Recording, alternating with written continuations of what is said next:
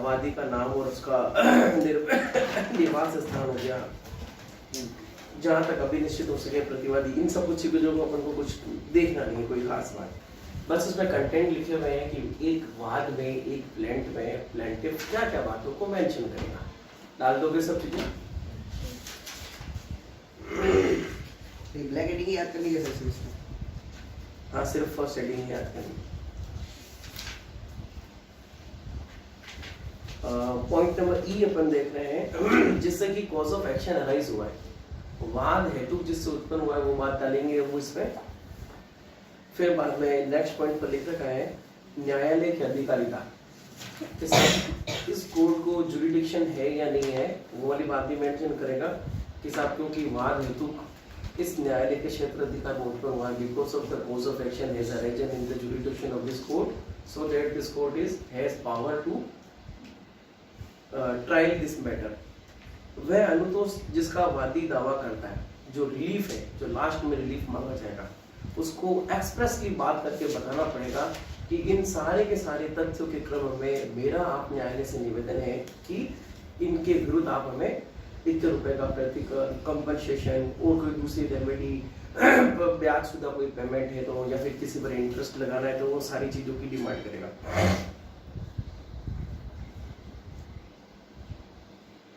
जब वादी ने कोई मुजरा अनुज्ञात किया है, मतलब सेट ऑफ की डिमांड की है, या अपने दावे का कोई भाग त्याग दिया है, क्या कोई आदमी अपने दावे के किसी भाग को कोर्ट की परमिशन से त्याग सकता है?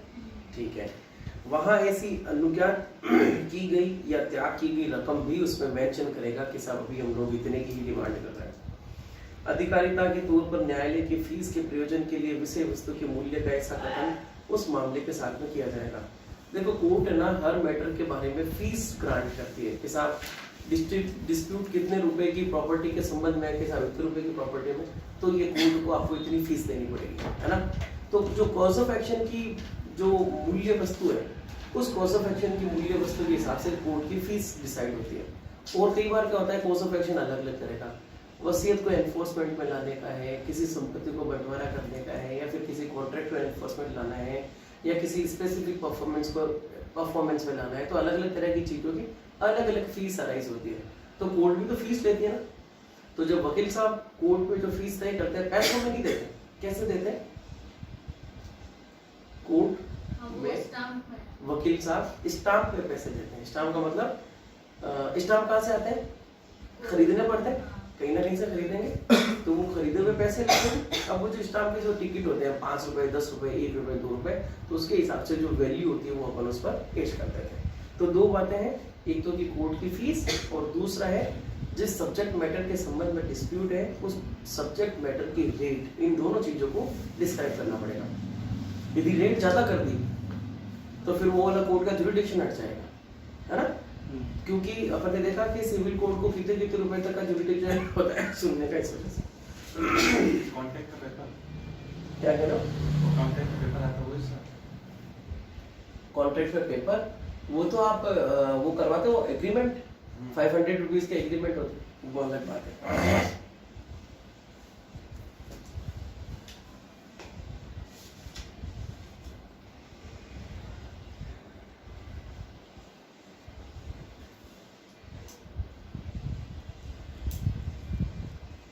स्टाम्प पेपर होते हैं वही है ना। हाँ देखो, स्टाम्प पेपर तो एक अलग बात है। वो स्टाम्प पेपर अलग बात क्यों है कि जो अपन स्टाम्प वगैरह खरीद रहे हैं उनके लिए तो रेवेन्यू जा रहा है, कोर्ट की फीस नहीं जा रही है। गवर्नमेंट ने ये डिसाइड कर रखा है कि सब यदि कोई भी आदमी दो तरह का एग्रीमेंट करवाता है और उसको कानूनी मसौदे पर लाना चाहता है तो गवर्नमेंट को 500 रुपए फीस देना पड़ेगा। और वो 500 रुपए फीस कहाँ से लेंगे? 500 रुपए के स्टाम्प पेपर पर, 50 रुपए के स्टाम्प पेपर पर। कोई भी आदमी किसी भी तरह का फॉर्म वगैरह भरता है या अपनी डिक्लेरेशन देता है तो एक नॉन जुडिशियल स्टाम्प पर अपन लोग अपना एफिडेविट देते हैं। वो जुडिशियल स्टाम्प भी हो सकता है, नॉन जुडिशियल भी हो सकता है। तो जो 500 रुपए के वो किसको गए? स्टेट गवर्नमेंट को, रेवेन्यू को। ये कोर्ट की फीस नहीं है। कोर्ट की फीस जो होगी वो जुडिशियल के वो क्या नाम है, जो टिकट होंगे, क्या कहते हैं अपन उनको,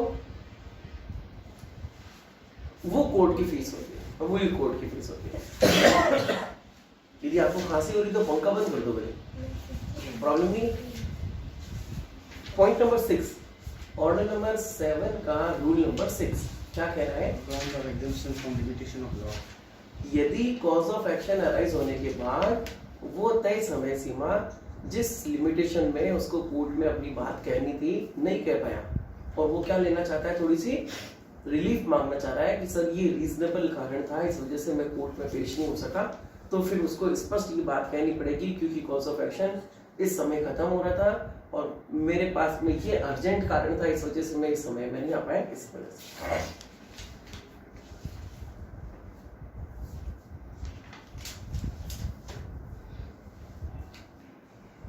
रूल नंबर 9 क्या कह रहा है रूल नंबर 9? वाद पत्र प्लान पेश कर दिया, वाद संस्थित हो गया, वाद पत्र आ गया कोर्ट के पास में, संस्थित का होगा ऑर्डर नंबर 4 में। अब संस्थित होने के बाद में क्या करेगा, सम्मन भेजेगा। अभी तक सम्मन भेजा नहीं है, उसके पहले की बात है ये वाद पत्र ग्रहण होता है, उसके बाद में क्या प्रक्रिया। जहां न्यायालय ये आदेश करता है कि प्रतिवादियों पर सम्मनों की तामील आदेश 5 के नियम 9 में उपबंधित रीति से की जाए।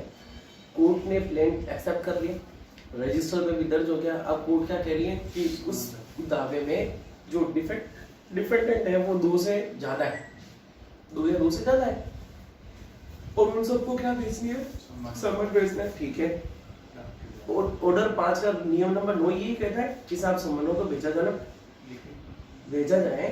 वादी को ऐसे आदेश के तारीख से 7 दिन के भीतर सादा कागज पर वाद पत्र की उतनी प्रतियां जितनी की प्रतिवादी है प्रतिवादियों पर सम्मन की तामील के लिए अपेक्षित फीस के साथ प्रस्तुत करने का निर्देश दे सकेगा।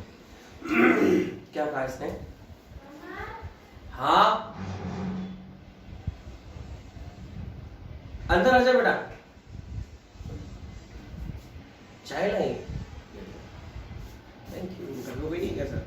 हाँ, दरवाजा बंद कर देना बेटा, बाहर वाला भी बंद कर देना। अच्छा, आप लोगों को चाय देंगे किसी ने? यदि आप लोगों ने यस भी कर दिया तो मेरे पास कोई गुंजाइश नहीं है आधी आधी करने का था। मुझे शादी से बना नहीं। पर अपने पास तो दूध भी नहीं है ना। मुझे आते भी नहीं बनाने, आप खाते हैं। लोग जैनब का है। चलो एक काम करो, दूध ले आओ। सुनो क्या कहा ऑर्डर नंबर 7 के रूल नंबर 9 में कि यदि प्लांट आया है और प्लांट को उसने एक्सेप्ट कर लिया और डिफेंडेंट कितने हैं, प्रतिवादी कितने हैं, 2 या 2 से ज्यादा है, तो वाद पत्र कितनी कॉपी में संस्थित होता है जैनब? दावा कोई भी कोर्ट में आया तो वो कितनी कॉपी में कोर्ट में दावा पेश करता है? नहीं, और रूल ऑर्डर नंबर 4 निकालो एक बार। ऑर्डर नंबर 4 निकालो, वाद का संस्थित किया जाना।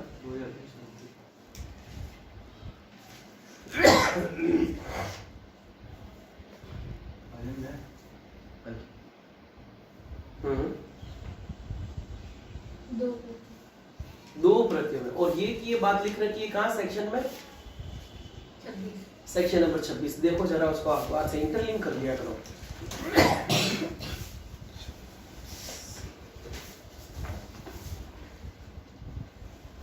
Institution of seats. कितनी कॉपी में इंस्टीट्यूट हो रहा है? यहाँ तो दिख रही है सर, कॉपी नहीं दिख रही। 2 in every branch fact shall be proved by the section number 26 में भी दिखी हुई है 2 कॉपी। हाँ लिखा हुआ है। 2 लिखा हुआ है ना ब्रैकेट में सर। एक मिनट रुको।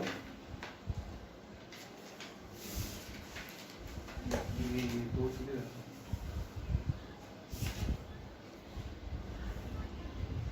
नहीं, कॉपी नंबर नहीं लिखते हैं इसमें। तो ये 2 क्या है सर फिगर? कहाँ है देखो? ये 2 वो लिखा एड है करा ना। हुआ है। एक स्मॉल में भी लिखा है, कैपिटल में भी लिखा हुआ है। ये तो दूसरा पॉइंट ऐड किया है जो बता रहे अच्छा हैं। नहीं इसलिए कह रहा है पढ़ो सरफराज, पढ़ो बेटा। अरे ये पॉइंट नंबर 2 है। अच्छा पॉइंट नंबर 2 कैसे? तो इसमें स्मॉल में भी 2 लिखा हुआ है ना। हाँ, तो स्मॉल में 2 क्या लिखा हुआ है? देखो मेरे को कोई बता सकता है ये स्मॉल में का क्या मतलब है? इसको अंदर ऑफिस डाला है इसको, हाँ।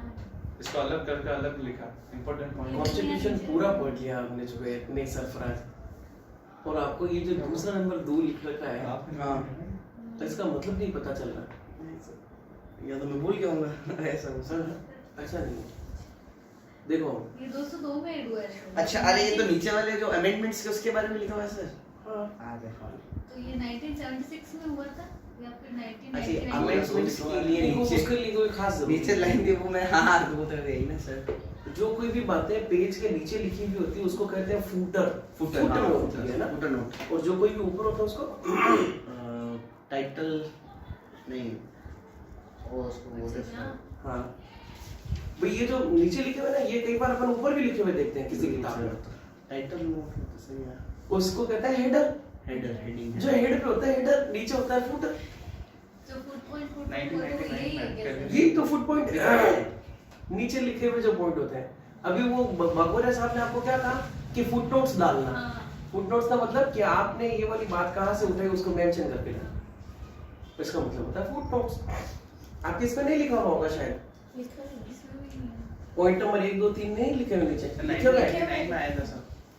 कितना लिखे हुए हैं? 2 लिखे हुए हैं। 1 और 2। तो ऊपर सर्च करके बताओ 1 नंबर कहाँ लिखा हुआ है जनाब, कि वो बात किसके बारे में लिखी हुई। आपने वो 2 बोला सर, 2 कॉपीज, तो क्या 2 था वो सब सिमिलर हो गया सर, इसलिए 2 पे नहीं लिखा हो। कॉस्ट्यूम वो मंगवा लिया सीपीसी का। ये इसके 26 का एक भी लिखा है। क्या लिखा हुआ है?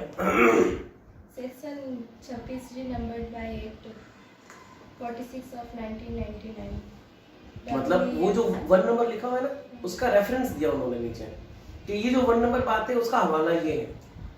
जो 2 नंबर बात कहीं ऊपर 2 नंबर लिखा हुआ होगा, हाँ। फिर उसका हवाला नीचे दे रखा है। समझ गए? ये कानून प्रकाशित हाँ, ये कानून प्रकाशन का बहुत पुराना, 1-2 चीजें लिखी हुई होंगी इसमें। कौन सा नंबर, कौन से सेक्शन की बात कर रहे हैं आप? 26। बस वो पॉइंट ही लिख देते हैं। ठीक है, कोई बात नहीं। आपको भी समझ में आ गया जो जुबेर? सर आर्टिकल कौन सा में है फुटर? आर्टिकल यहाँ पे कॉन्स्टिट्यूशन में लिखा हुआ ना, कहाँ पे लिखा हुआ वो? बहुत सारी जगह है। 20 ये कॉन्स्टिट्यूशन का पहले तो कहाँ लिखा हुआ है? हर पेज पे ये लिखा जो हुआ है नीचे इसके। लिखे हुए हैं तो ये कोई कानून थोड़ी है, नहीं है। ये तो लिखने का तरीका है बाबू। ये कोई कानून थोड़ी है कि साहब इस तरह से कानून लिखा जाएगा। मैं समझे।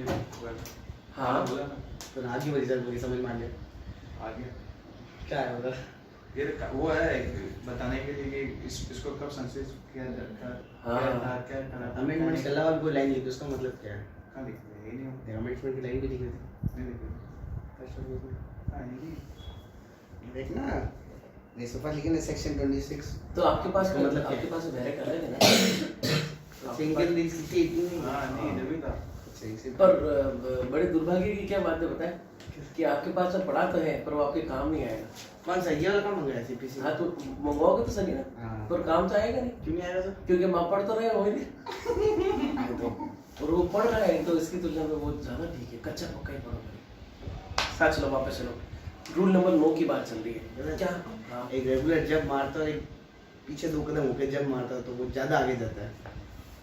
वो और वो मुंह के बल भी तो पड़ता था। कभी नहीं गिरा ऐसे। पीछे वो कहते करूंगा चलो कोई बात नहीं, पर सरफराज बेटा अब है ना, अब डेली करो अब ना, ऐसा मत करो कि आप पहले रेगुलर था ना सर, ये भी छुट्टी रखते हैं बीच में। नहीं, अभी छुट्टी और अब आई। मेरे को एक कॉन्स्टिट्यूशन का सवाल बता दो। The name of constitution, that is the Constitution of India, is given in article of Indian Constitution. Number 1, 2, 3, 4, 5 कौन सा? 2 2, 393 390। आपने ऑप्शन भी तो 1 2 3 4 5 बोले थे ना। अरे मैं तो वो मैं तो गलत बोलूंगा, मैं तो 1 2 3 4 5 एटसेट्रा बोला मैंने। मैं तो समझा सर आपने ये ऑप्शन दिया, मतलब मुझे बोलते डायरेक्ट बोलो तो मैं बोलता थी 93। चलो डायरेक्ट पूछ लेता हूँ। हां पूछ। पूछ लो। The Contractor Auditor General, about the provision of Contractor Auditor General (CAG) is given in the Constitution Article 149 to 152। 148 से ये भी गलत 151। वन अच्छा एक आगे हो गया सर, 148 टू 150। देखो मतलब ये आपका छुड़ाने की बात है। एडवोकेट जनरल नहीं, वो अलग है एडवोकेट जनरल। नहीं, कंट्रोल ऑडिटर वो इसमें गया, एडवोकेट जनरल इसमें सीआरपीसी में था। दावा पेश किया कोर्ट में, प्रतिवादी कितने हैं? 2 से ज्यादा है, तो अब कोर्ट क्या उम्मीद करेगी उससे? दावा तो 2 कॉपी में पेश हुआ है। 2 कॉपी में पेश क्यों होता है कि मान लो प्रतिवादी कौन है, एक ही आदमी है, तो कोर्ट उस दावे की एक कॉपी को तो अपने पास रखेगी और प्रतिवादी को बुलाने के लिए कोर्ट क्या भेजती है? समन। उस समन के साथ में इसकी कॉपी जाएगी और क्या कहेगी कोर्ट उसको कि आपके विरुद्ध इस तरह का दावा पेश हुआ है, इसको पढ़ लो, इसके जवाब में आप जो कुछ भी दस्तावेज पेश करना चाहते हो या कोई भी बात कहते हो, इस तारीख को कोर्ट में आके मौजूद हो जाना। ठीक है। अब प्रतिवादी थे 10, 10 प्रतिवादी कौन कौन से हो सकता है कि वाद हेतुक के या फिर वाद के पक्षकार के संयोजन से उसने एक वो दावा बना दिया। तो कितने प्रतिवादी हो गए? अब मान लेते हैं अपन कि एक कोई गवर्नमेंट ने एग्जाम करना है, उस एग्जाम में 50 आदमियों का फाइनल अपॉइंटमेंट करवा लिया। उस एग्जाम में आप भी अपीयर हुए। आपको चैलेंज करना है। क्या चैलेंज करना है कि गवर्नमेंट ने जिस प्रोसेस को फॉलो किया वो प्रोसेस गलत था और उस प्रोसेस के फर्दरेंस में 50 आदमी का जो अपॉइंटमेंट किया है वो भी गलत है। तो अब आपको जवाब किन किन से लेना है कि आप बताइए कि आपका सिलेक्शन किस नियम के तहत हुआ। तो आप ये सवाल कितने आदमियों से कर रहे हैं? 50 गवर्नमेंट और गवर्नमेंट के अलावा वो 50 आदमी और, तो कितने प्रतिवादी हो गए? 51 आदमी हो गए। अब आपको कॉपी तो सबको भेजनी, क्या कोर्ट फोटोकॉपी करने जाएगा? नहीं जाएगा। तो वो क्या कहता है कि कोर्ट के पास जब इस तरह का दावा होता है और ये फाइनल हो जाती है बात कि मेरे को बाकी सब आदमियों को भी समन भेजने हैं, तो उस आदमी को जो वादी है उसको कोर्ट ये आदेश दे रही है क्या कि भाई देखो आपका फॉर्म एक्सेप्ट कर लिया, मतलब प्लेंट एक्सेप्ट हो गया है, अब आपको 7 दिन की मियाद दी जाती है। इस 7 दिन में आपको क्या काम करना है? जितने प्रतिवादी हैं उतनी कॉपियां प्लस जितने आदमियों को आपको बुलाना है तो उसके लिए समन का तलबाना पेश करो। तलबाना क्या होता है पता है? तलब करने का मतलब होता है किसी भी आदमी को तलब करना, बुलाना, है ना, उसको कहते हैं तलबाना। तलब का क्या मतलब होता है? यार मेरे को तो चाय की तलब हो रही है, इसका मतलब ये समन अलग है सर, ये इच्छा हो रही है। हाँ, वही समनी एक है, समनी को अपन समन तलबाना कहते हैं। क्या मतलब होता है तलब का? बुलाना कि उनको हमारी उसमें कोर्ट में तलब किया जाए, या फिर किसी आदमी को पुलिस अधिकारी जाके क्या कहते हैं कि कोर्ट ने इन न्यायाधीश ने आपको कोर्ट में तलब किया है। तलब किया का मतलब आपको बुलाया है, ठीक है। तो कोर्ट के लिए आप 50 आदमियों को कोर्ट में बुलाने का तलबाना पेश करो। क्या पेश करो? और तलबाने को कहते हैं फीस, समन की जो फीस होती है। अब समन कैसे जाएगा? नोटिस समन एक नोटिस होता है, उसके ऊपर डाक की पोस्ट लगेगी, उस सब का सब खर्चा देना पड़ेगा। जब इस तरह के प्रतिवादी होते हैं, ज्यादा प्रतिवादी होते हैं, तो वकील साहब बाहर लाकर एक ना परफॉर्म आता है, शायद परफॉर्मर नंबर 51 है या 8-10 है, मेरे को पक्का पता नहीं, वो मैं बता दूंगा आपको। समन का तलबाने का परफॉर्मर, फिर उसको लेकर भरते रहते हैं, उनके जो जूनियर होते हैं ना उनको बिठा देते हैं। एक मेन कॉपी होती है और एक फोटो कॉपी होती है। एक मेन कॉपी होती है, एक फोटो कॉपी होती है।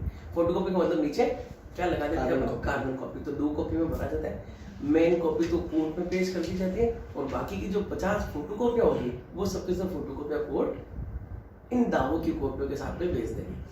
तो क्या कह रही है कोर्ट? इस तरह प्रतिवादी ज्यादा होने की स्थिति में कितने दिन के अंदर? 7 दिन के अंदर। कौन से कागज पर? सादा कागज। पाइप पेपर नहीं है। पाइप पेपर क्या होता है बेटा? ग्रीन कलर का जो पेपर होता है जिसमें 8 कलर के 8 सांचे बने हुए होते हैं, वो नहीं। कौन सा पेपर? सादा पेपर। किसके साथ? फीस के साथ, जिनको बुलाना है, ठीक है, अपेक्षित फीस के साथ। कितनी कॉपी? जितने प्रतिवादी। आदेश दे दिया कि ना ये करके लेके आओ। अब वापस पढ़ो इसको, नो को। वादपत्र ग्रहण करने पर प्रक्रिया। ठीक है, एक बार तो आप यदि पूछ लिया जाए वाद पत्र ग्रहण करने पर प्रक्रिया, तो कौन से ऑर्डर से कौन से रूल में जाओगे? 7 के 9 में। अब प्रक्रिया क्या चल रही है? 5-9 ग्रहण करने के। भाई जो कोई भी आदमी आएगा, समन भेजना है तो फिर तलबाना मांगेगा। पढ़ो इसको आगे। जहाँ न्यायालय यह आदेश करता है कि प्रतिवादियों पर शब्दों की तामील आदेश 5 के नियम 9। अच्छा, एक बार आदेश 5 का नियम 9 निकाल के देखो तो क्या कहता है? क्या कहता है? दादा लिखित में समन की तामील किया जाना, ये है ना, नॉर्मल यही बात है। चलो खैर ठीक है। और लिखित में भेजा 5 के नियम 9 में उपबद्ध तरीके से की जाए, वहाँ वह वादी को ऐसे आदेश की तारीख से 7 दिन के भीतर। एक तो 7 दिन हो गया ऐसे आदेश की तारीख से, ठीक है। दिन के भीतर सादा कागज पर वाद पत्र की उतनी प्रतियां। दूसरी चीज होगी सादा कागज पर वाद पत्र की उतनी प्रतियां जितनी। तीसरी चीज होगी प्रतियां। जितने प्रतिवादी हैं। चौथी चीज होगी जितने प्रतिवादी हैं।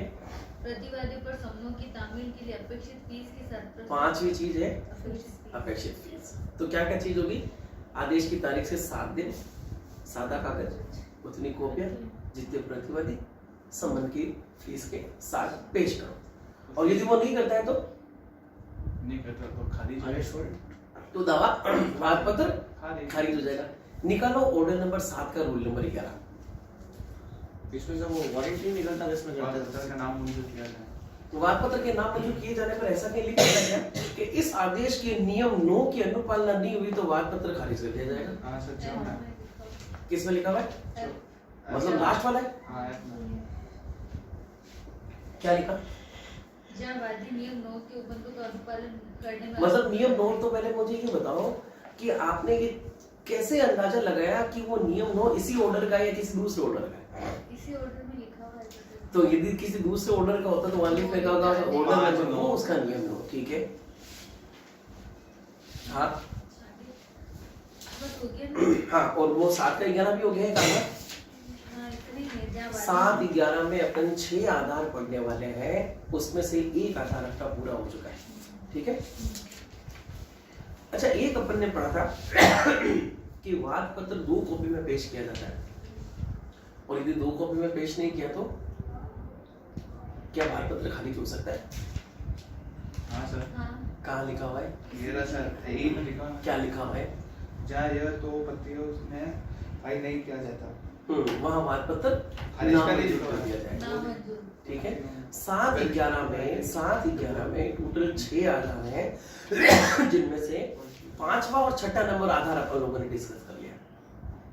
तो 5वां नंबर आधार तो कहता है 2 प्रतियों में, और 6ठा नंबर आधार कह रहा है नियम नंबर 9 की अनुपालना की स्थिति में, ठीक है। अब आ जाओ साहब, रूल नंबर 10। वास्तव में लौटा गया।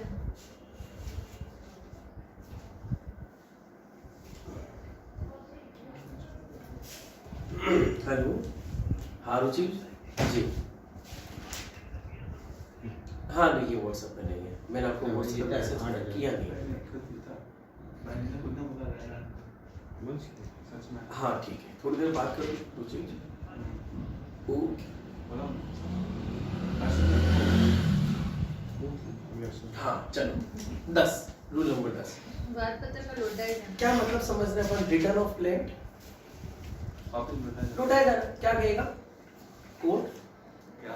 ये कोर्ट कॉम्पिटेंट नहीं है, कॉम्पिटेंट कोर्ट में पेश करो।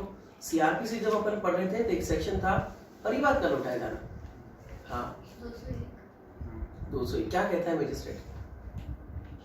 कि हाँ ये कॉम्पिटेंट कोर्ट नहीं है, या तो वो लिख कर दे देगा या फिर- प्रशासन से उसको क्योंकि लौटा कंप्लेंट कौन कौन से फॉर्म में पेश की जा सकती है? ओरल और और लिखित। यदि उसने ओरल में पेश की तो ओरल में जाए, और यदि रिटर्न में पेश किया उसको तो लिख कर एंडोर्समेंट किया जाए। अच्छा मुझे ये समझ आओ, ये तो हो गया कंप्लेंट मैजिस्ट्रेट साहब को पेश किया और कॉम्पिटेंट मैजिस्ट्रेट साहब की कोर्ट में जाने के लिए बात कह दी। At the time of commencement of cognizable offence, जब कोई भी आदमी संज्ञेय अपराध की स्थिति में कहाँ जाता है? थाने में जाता है। तो क्या थाना भी क्या एफआईआर दर्ज किए जाने की सूचना को, मतलब जो कंप्लेनेंट आया है, इन्फॉर्मेंट आया है जो सूचना दे रहा है, उसको सक्षम थाने में जाने के लिए लौटाए जाने की बात कह सकता है? वो रजिस्टर बुक में लिख देता सर। रजिस्टर में देख सकता है कि एक ही बुक होता है, राज्य ऐसे सरकार प्रॉब्लम द्वारा दी तो गई। है ही नहीं सर। तो फिर क्या है वही बात, मतलब मान लो कॉम्पिटेंट क्षेत्र नहीं था और हम फिर भी उस थाने में चले गए, एक्सेप्ट है सर। तो उस एफआईआर को क्या कहेंगे? 0 FIR। उसको कहेंगे 0 एफआईआर। केस आप वो दर्ज कर लेगा, फिर कॉम्पिटेंट थाने में वो चाहे तो भेज देगा। हाँ शेर साहब, वालेकुम सलाम। कौन सा? हाँ हाँ हाँ हाँ,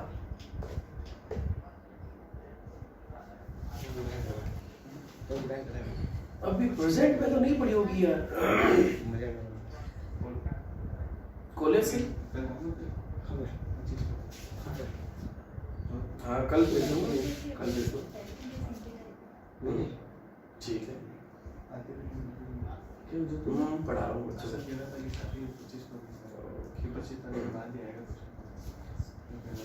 हाँ तो एफआईआर को लुटाए जाने का कोई प्रोविजन नहीं है। ऐसी स्थिति में पुलिस थाना एक्सेप्ट करेगा। प्राथमिकी को 0 एफआईआर के नाम से दर्ज करके सक्षम थानाधिकारी को ट्रांसफर कर दिया जाएगा, जिस किसी को भी क्षेत्राधिकार पड़ता है। ठीक है, वाद पत्र का लुटाया जाना पड़े।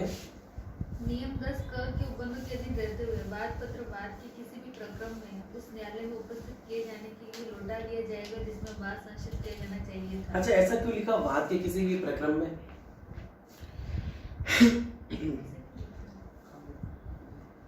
ऐसा इसलिए लिखा कि समय के साथ दावा आगे चल रहा है, पर उस प्रॉपर्टी से संबंधित एक ऐसी प्रॉपर्टी और निकली, या फिर वो आदमी, जिस आदमी की प्रॉपर्टी को कुर्क किया जाना था, या जिस आदमी के अगेंस्ट में प्रॉपर्टी को आदेश दिया जाना था, उसकी प्रॉपर्टी उस क्षेत्राधिकार के अलावा किसी दूसरे कोर्ट में पड़ी हुई। तो अब एक प्रॉपर्टी के संबंध में दावा था, अब दूसरी प्रॉपर्टी एक और जुड़ गई दावे में। अब ये कोर्ट क्या कहेगी कि अब इस दावे को सुनने के लिए कॉम्पिटेंट कोर्ट हमारा नहीं है, क्योंकि प्रॉपर्टी की कीमत वास्तविक मूल्य से बढ़ चुकी है। अब क्या करो, आप कॉम्पिटेंट कोर्ट में पेश करो। ठीक है, स्पष्टीकरण। हाँ देखो, शंकाओं को दूर करने के लिए इसके द्वारा यह घोषित किया जाता है कि अपील या पुनरीक्षण न्यायालय बाद में पारित डिक्री को अपास्त करने के पश्चात इस उपनियम के अधीन वादपत्र के लौटाए जाने का निर्देश दे सकेगा। कहने का मतलब ये है कि केवल ओरिजिनल जुरिडिक्शन में इस्तेमाल करने वाली कोर्ट ही नहीं, रिवीजन और अपील में भी शक्तियों का इस्तेमाल करने वाली कोर्ट भी इस ऑर्डर का हवाले से पेश करने के लिए, कॉम्पिटेंट कोर्ट में पेश करने के लिए आदेश दे सके। चलो 10 को खत्म करें।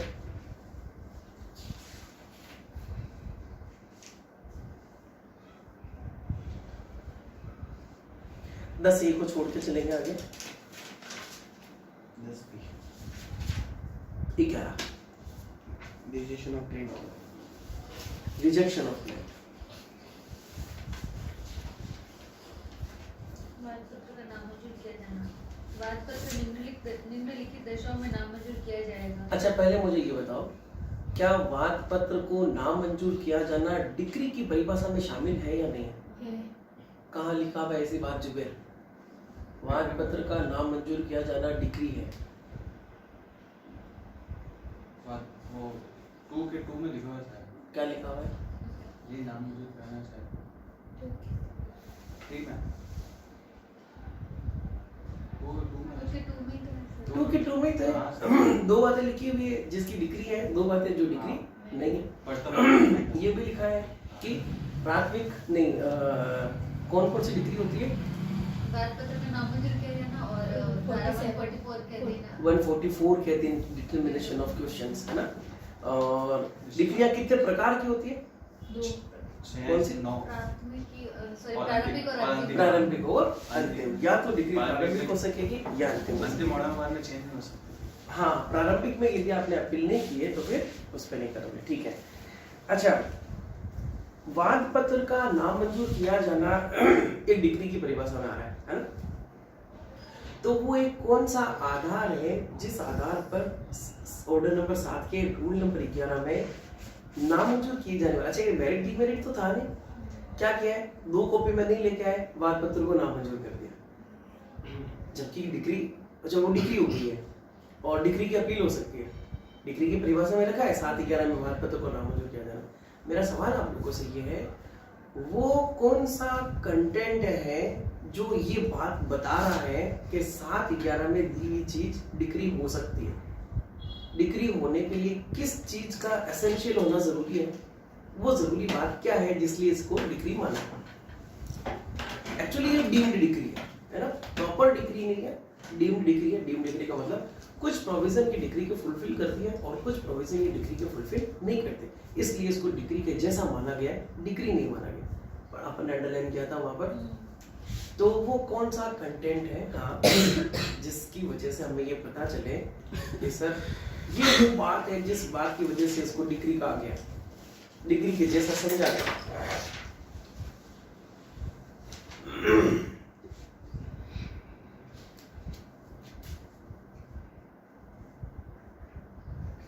तो डिग्री वाली है कि सर उसकी डिग्री हो सकती है, मतलब अपील अपील हो सकती है।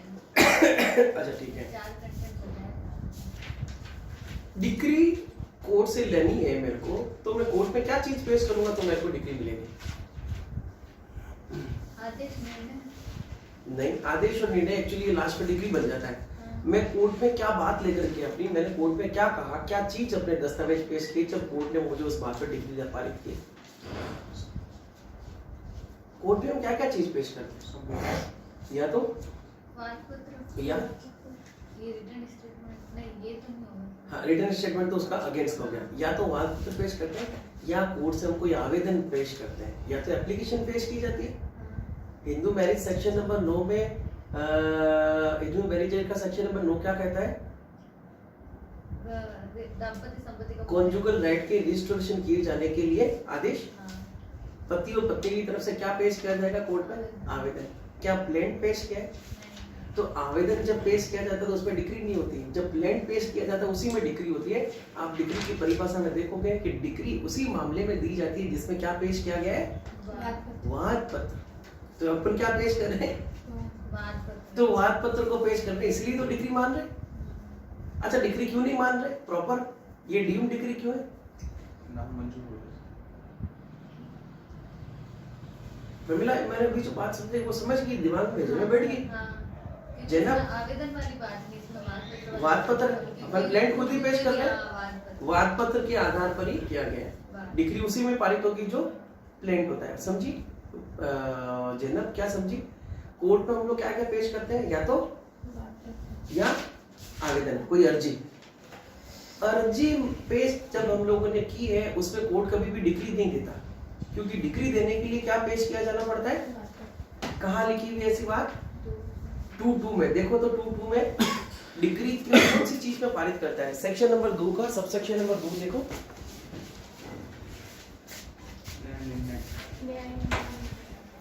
हाँ, न्याय निर्णय कोर्ट कब पारित कर रहे हैं? वाद में किया। वाद में के। तो कोई प्लेंट पेश हुआ तभी तो करेगा ना। चलो, समझ गए सवाल? लास्ट में जो लिखा हुआ है जनाब, आप उस पर गौर करना। लिखा हुआ है कि 7/11 वाद पत्र का नामंजूर करना और 144 के तहत विनिश्चित किए गए प्रश्न क्या है? डिक्री है। डिक्री की तरह है। ये समझा जाएगा। ये समझा जाएगा कि वो डिक्री है ना, डीम्ड डिक्री, डिक्री नहीं है। तो एक बात अपन ने देख ली कि साहब डिक्री क्यों है। हम्म, अब मुझे वो बात समझाओ कि डिक्री नहीं है, 7/11 का आदेश डिक्री नहीं है, तो वो कौन सा कंटेंट है? डीम्ड डिक्री वाला। जो डिग्री नहीं इसकी अपील नहीं होती सर। 7/11 जिन की आदेशों की हाँ, अपील इनकी तो नहीं ये होती। वापस, लेकिन वो तो वैसे भी डिग्री नहीं है, उसी में आता है जिन आदेशों की अपील नहीं होती। क्योंकि जो ये कंटेंट दे रखे उनमें वो सुधार करके वापस यही तो पेश करेगा ना सर। हाँ, आप सही कह रहे हैं, कुछ ठीक हद तक पहुंच गए, पर फिर भी उसको डिफाइन करो थोड़ा। वो इसकी एप्लीकेशन 7/13 में लगा। हाँ, 7/13 की एप्लीकेशन इसी में लगाते हैं। हाँ, 7/11 ये कह रहा है, नहीं 7/13 ये कह रहा है कि यदि आपकी 7/11 में डिसमिसल हो गया तो भी आपको वापस से दावा लाए जाने के लिए मना, जबकि डिक्री मना कर दी। डिग्री एक बार हो गई तो कोई भी कोर्ट ने यदि किसी भी बात के बारे में डिक्री पारित कर दी तो अब उसी मामले में वापस से कोर्ट पे दावा नहीं लाया जाएगा। कौन सा सेक्शन? Section number 11।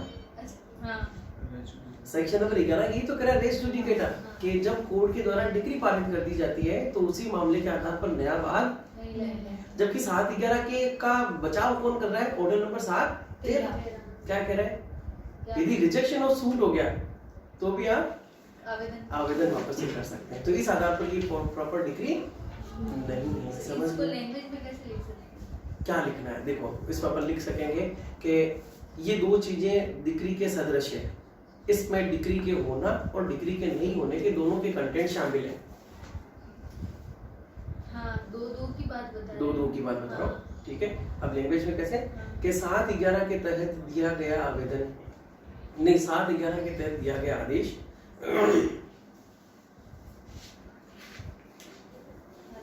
इस आधार पर डिग्री समझा जा सकता है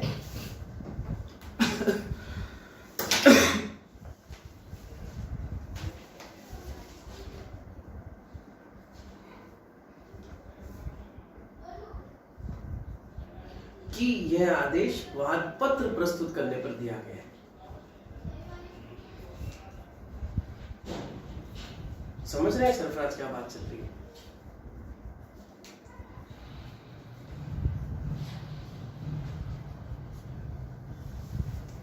और किस आधार पर डिग्री नहीं समझा जा सकता है?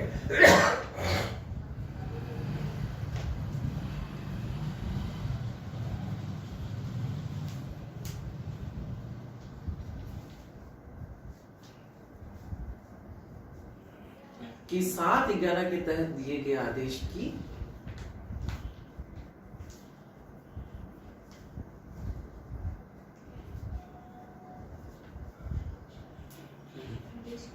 7:13 में कोई रोक नहीं है, या फिर थोड़ा सा और भी डिस्क्राइब करके लिखा जाए कि 7:11 में दिए गए आदेश को 7:11 के आधार पर दिए गए आदेश को वापस से न्यायालय में उन्हीं बिंदुओं पर प्रस्तुत किए जाने की मनाही नहीं है।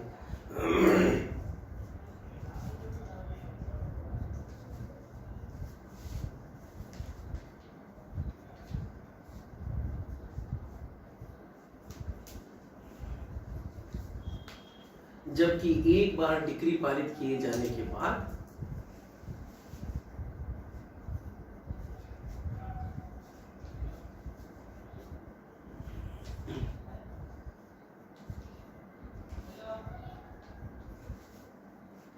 धारा 11 के प्रावधान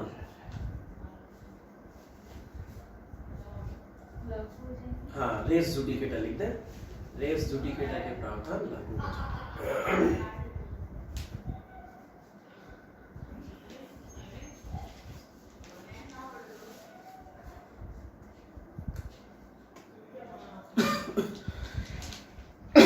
हो गया क्लियर? जैनब क्या समझी बेटा? थोड़ा सा आपकी लैंग्वेज में दिखाने की कोशिश करो मेरे को कि सर ये बात समझ में आई। 7:11 में जो वाद पत्र जो नामंजूर किया जाता है वो 7:13 पर अपन उसके आधार पर अपन वापस न्यायालय में पेश कर सकते हैं, इसलिए वो पूर्ण डिक्री नहीं होगी, नहीं। डीम डिक्री होगी। डीम डिक्री है। जबकि यदि डिक्री होती तो उसकी वापस से अपील वो नहीं, उसको वापस से नए कोर्ट में दावा पेश नहीं कर सकते, हाँ। क्योंकि एक बार डिक्री होने के बाद सेक्शन नंबर 11 क्या कहता है? दूसरी बार एक ही वाद पर 2 बार वापस से वाद नहीं नहीं लाया जाएगा। जबकि ये क्या कह रहा है? वापस से पेश कर दो। और ये डिक्री है, ऐसा क्यों कहा कि डिक्री दिए जाने के लिए मिनिमम न्यूनतम आवश्यकता क्या है? वाद पेश किया, वाद पेश किया जाना चाहिए, और ये वाद पत्र की ये वाद नहीं है।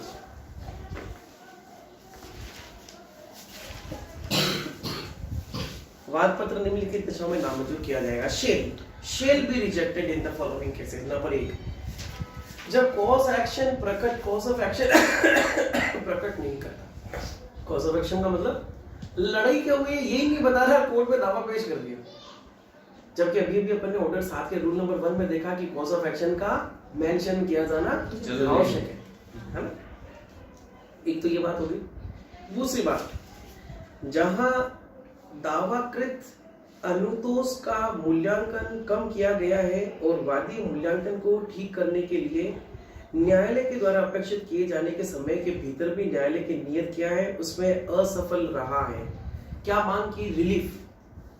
जो रिलीफ की मांग की जा रही है मतलब दावे की विषय वस्तु के संबंध में बात हो गई है ना। रिलीफ कह रहे कि साहब ये प्रॉपर्टी मेरी, इसकी कीमत इतनी है जो आपके कोर्ट में सुनने के लायक है।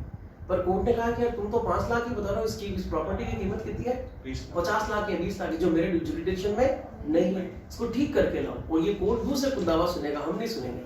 यदि वो ठीक करके लेकर आ गया और एप्रोप्रिएट मामला है तो क्या वो मामले को खारिज करेगा? तो क्या करेगा? लौटाएगा। 7-10 में जब लौटाता है तो लौटाना नामंजूरी नहीं है, वो केवल रिटर्न है ना। वो जिस कोर्ट में जाएगा उसकी बात हो जाएगी। इसको समय दे दिया, समय दिए जाने के बाद में भी ठीक नहीं कर रहा है तो वाद पत्र अब क्या कर दिया जाएगा? अब नामंजूर कर दिया जाएगा। ठीक है, एक तो हो गया ये। किसके आधार पर? जो रिलीफ की मांग की गई है वो रिलीफ एप्रोप्रिएट नहीं है। अनुतोष, रिलीफ का मतलब अनुतोष, और वो अनुतोष को ठीक नहीं कर रहा कोर्ट का आदेश होने के बाद में भी, इस वजह से उसका वाद पत्र खारिज हुआ। तीसरी बात, जहां दावाकृत अनुतोष का मूल्यांकन तो ठीक है, मतलब जो रिलीफ की डिमांड की जा रही है वो तो ठीक है, मगर वाद पत्र अपर्याप्त स्टाम्प पत्र पर लिखा गया है। जो कोर्ट्स में जो कोर्ट की फीस पेश की गई थी वो फीस प्रॉपर नहीं। फीस प्रॉपर क्यों नहीं है? क्योंकि दावा जिस पे अपन देखते हैं कि हमारे यहाँ फीस कैसे डिफाइन करते हैं भाई। एक आता है कोर्ट फीस। हाँ, फुटा आंसर दिया। 3 आधार हो गए भाई। कौन से आधार है? कॉज ऑफ एक्शन अरेस्ट की अनुतोष पर्याप्त नहीं माना और कोर्ट ने टाइम दिए थे, लेकिन उस टाइम पीरियड में भी उसने सही नहीं फिर बाद में नामंजूर किया जाएगा। तीसरा, कोर्ट की फीस स्टाम्प पत्र, प्रतीक अनुतोष तो प्रॉपर है पर स्टाम्प पत्र प्रॉपर नहीं है। कोर्ट ने उसको टाइम दिया लेकिन उसको भी उसने सही नहीं। ठीक है, मतलब इन दो बातें जो है, मतलब कि सेकंड और थर्ड इन दो बातें में कोर्ट ने टाइम दिया है और उसके बाद में नामंजूर है। बाकी के जो 4 आधार है उस पर कोर्ट टाइम नहीं दे रही है, सीधा नामंजूर करिए, ठीक है। चौथा, जहां वाद पत्र में के कथन से यह प्रतीत होता है कि वाद किसी विधि के द्वारा वर्जित है। वाद किसी विधि के द्वारा वर्जित है, इसका क्या मतलब हुआ? क्या चीज? ये लिमिटेशन एक्ट का टाइम निकल जाए, लिमिटेशन का तो फिर एक तो ये आधार हो सकता है क्या कि कोई भी वाद तभी पेश किया जाएगा कोर्ट में जब लिमिटेशन समय में पेश करते हैं, या फिर डोमेस्टिक वायलेंस एक्ट के तहत किसी भी तरह के अधिकार की, चाहे अपन कंपनसेटरी या फिर कस्टडी आदेश की बात करें, ये सब किसके फेवर में है? महिला के फेवर में। पर एप्लीकेशन लगा कौन रहा है? वकील है उसके पास। पुरुष। पुरुष की तरफ से वकील को ये एप्लीकेशन पेश कर दी गई, तो ये क्या हो गया? विधि के द्वारा वर्जित है, खारिज कर दिया जाएगा। मुस्लिम में मैंने बताया था कि एक आदमी ने क्या किया, सेक्शन नंबर 2 मुस्लिम विवाह से तलाक के अधिकारों का संरक्षण अधिनियम 1987 या 1986 सॉरी, मुस्लिम महिला के तलाक से विवाह के तलाक के अधिकार से संरक्षण अधिनियम 1986 सेक्शन नंबर 2 मुस्लिम महिला को यह अधिकार देती है कि आपको इन्हीं के आधार पर तलाक लेने का अधिकार है। एप्लीकेशन कौन पेश कर रहा है? पति। तो वाद पत्र नामंजूर कर दिया जाएगा, समझ गए? अब फिर वो क्या करेगा? 7-13 में वापस वो पुरुष के द्वारा नहीं लगाया जाएगा, पर कोर्स ऑफ एक्शन सेम है, कोर्स ऑफ एक्शन सेम है, वाद के पक्षकार भी सेम है। और यदि उसको 7-13 में परमिशन नहीं दी जाती तब फिर तो बना खारिज हो जाता। और 7-11 के तहत दिया गया आदेश डिक्री है, फिर इस डिक्री का हम क्या करेंगे? अपील करेंगे, समझ गए? ऐसे घुमा फिरा के बाहर। चलो वापस आ गए जहां 2 प्रतियों में फाइल नहीं किया गया है, ठीक है, 2 प्रतियों में सेक्शन ऑर्डर नंबर 4 का एक। हाँ 4 का एक। और जहां वादी नियम 9 के उपबंधों की अनुपालना करने में असफल रहा है, कुछ सफराज अभी भी नियम नंबर 9 के 5 कंटेंट अभी अपन ने डिस्कस किए हैं। वो 5 कंटेंट कौन कौन से हैं? 1 आपने बताया तो 5 क्या है? 1 2 3 4 5 का सबसे लास्ट का तलबाना था, फीस तलबाना। हाँ, फीस 5वां मैंने बता दिया, मतलब हाँ, अब 4 बताओ आगे। कॉपी नंबर 1 तो वो उसको नोटिस, मतलब सम्मन, वो जो तलबान लिख, क्या बोलते हैं उसको? तलबाना तो 5वां पॉइंट हो गया। वकील लिखता है। एक तो कॉपी फ्री सबको देता है जो। वो 5 कंटेंट बताओ मेरे को, प्रक्रिया मत बताओ। जुबेर देख ले। नहीं वो देखा तलबाना की। प्रमिला 7 दिन के अंदर सादा कॉपी में 7 दिन सादा सादा कागज सबको जितने भेजेगा, प्रतिवादी हैं सबको भेजेगा। कितनी अपेक्षित प्रतियां फीस। और अपेक्षित फीस 5 पॉइंट है। सब फीस कितने रहेगी फिर इसमें? मुश्किल से 8 ना 1 रुपया 2 रुपया, वो जो अपन वो लगाते हैं ना टिकट, उतनी वही फीस होती है उसका नाम छोटे से फायदा थे। हाँ देना। 7 देंगे, ठीक है।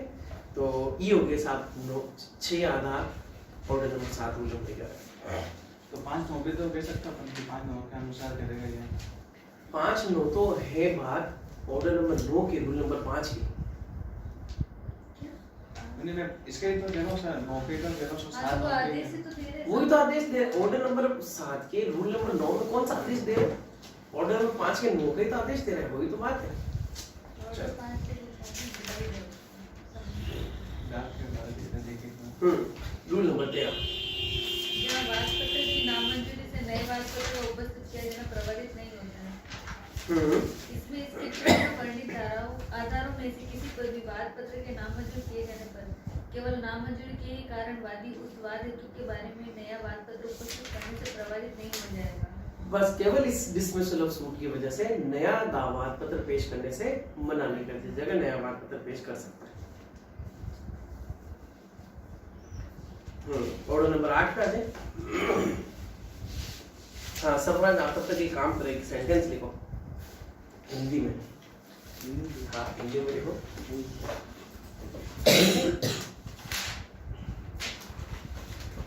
मैं पढ़ाता नहीं हूँ,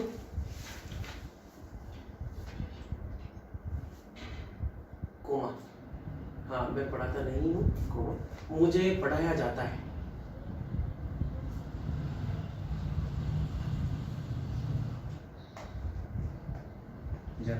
मुझे पढ़ाया जाता दूसरा सेंटेंस देखो, मैं जाता नहीं हूँ,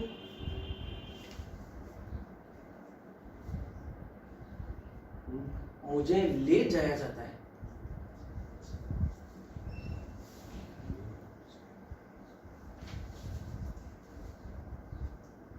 ठीक है। और तीसरा और लास्ट, एक्टिव पैसिव बनाना नहीं एक्टिव पैसिव नहीं, बस इनकी इंग्लिश बनानी है, इंग्लिश बनाने बस इनकी इंग्लिश बनानी है। और तीसरा लिखो कि मैं पढ़ता नहीं हूँ। पहला तो सेंटेंस में था पढ़ा था, है ना, मैं पढ़ता नहीं हूँ, मुझे पढ़ना पड़ता है।